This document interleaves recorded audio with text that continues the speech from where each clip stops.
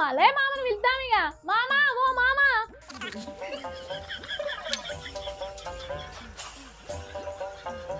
ఎప్పుడు అడగాలి, లేకపోతే ఇంటికి చింతపండు చేస్తుంది అది.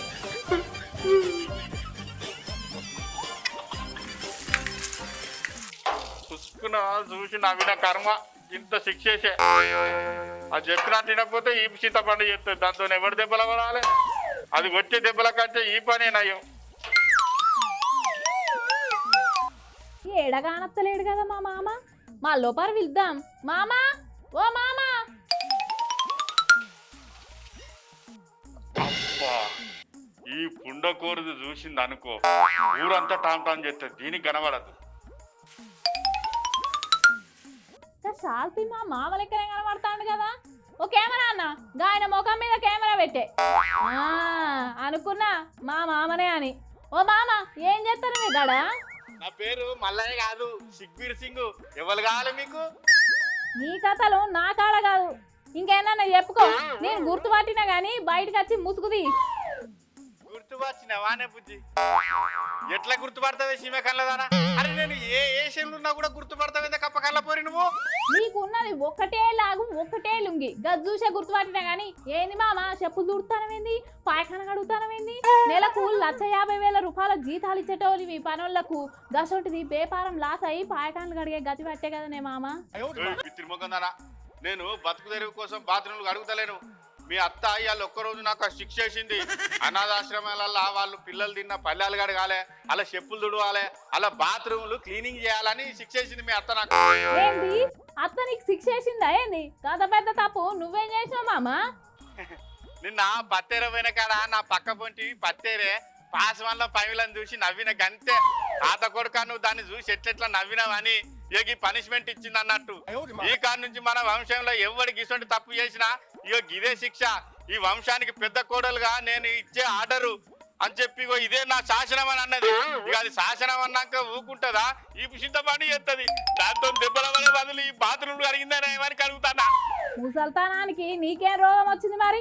ఆయన నవ్వినందుకే తప్పెందుకు పట్టుకుంటావు చెప్పు? నువ్వేం కథలు పడ్డావో ఏమో మరి. ఓ బుజ్జి, నీతోడే ఆ పవిల ముందుగాల నవ్వుతేనే నేను వెనకేసి నవ్వినా. నీ మీద ఒట్టు. నా మీద ఒట్టెందుకు పెడతావు మామ?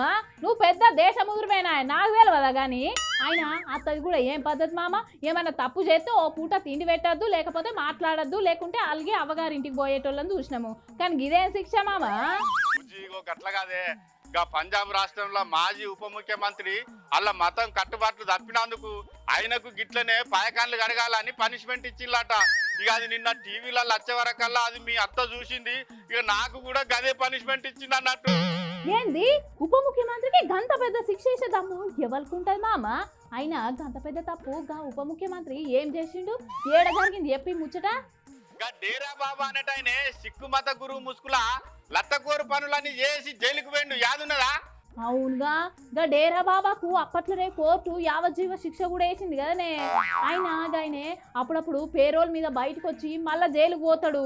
అలా మతంలా గసంటి సహించరు కావచ్చు. గా డేరా బాబా చేసిన లత్తకోరు పనులకు సిక్కు మతంలోకి వెళ్ళి ఆయనను బహిష్కరించింది అన్నట్టు. ఇక మతం గురువు ముసుగుల లంగ పనులు చేస్తే ఊకుంటారా అనే మామ? మంచి పనే చేసిరుతి. అయితే గా డేరా బాబాకు కోర్టు ఏమో యావజ్జీవ శిక్ష వేసే, సిక్కు మత పెద్దలేమో మతంలోకి వెళ్ళి బహిష్కరించే.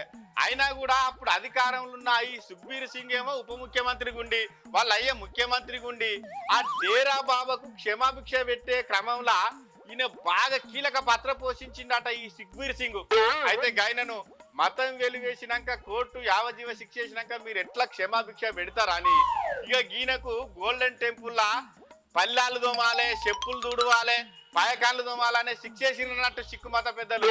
అబ్బా, ఒక ఉప ముఖ్యమంత్రికి గంత పెద్ద శిక్ష వేసిండ్రంటే వాళ్ళ మతాచారాలు ఎంత కఠినంగా ఉంటాయి కదా మామ. ఉప ముఖ్యమంత్రికి గంత పెద్ద శిక్ష వేసిండ్రంటే నీ లెక్కెంత నువ్వెంత అని మీ అత్త కూడా నాకు పాయకాన్లు కడిగే శిక్ష వేసింది అన్నట్టు. అబ్బా, అన్ని మతాలల్లో కూడా గట్లనే ఎవ్వాలన్నా తప్పు చేసినా, లేకుంటే తప్పు చేసేటోళ్ళకి సహకరించిన గిసొంటి శిక్షలే ఉంటే గిన్ని నేరాలు ఘోరాలు ఆర్థిక నేరాలు జరగకపోవు కావచ్చు కదనే మామ.